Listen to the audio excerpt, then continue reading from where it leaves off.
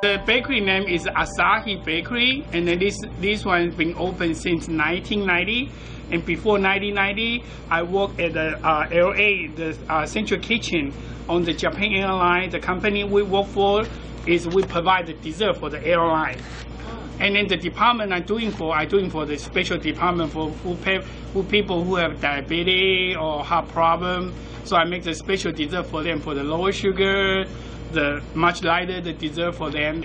We know we make the best cake in Arizona. This one is a tiramisu. It's vanilla cake with the espresso coffee filling, and the cream is mixed with mascarpone cheese.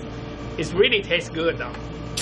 So next time, if you want to make sure the flavor you like, you better call me one day ahead, and then we make sure that day we're gonna make the flavor you like. We make the fresh fruits one, we make the vanilla custard one, cappuccino coffee one, young coconut one, tiramisu one, chocolate cream. We do birthday cake, wedding cake. We're doing a lot of party or any kind of occasion, anything. Yeah, we basically do everything. Next time, if you need any kind of dessert, just come visit me. The cake is much lighter and much healthy.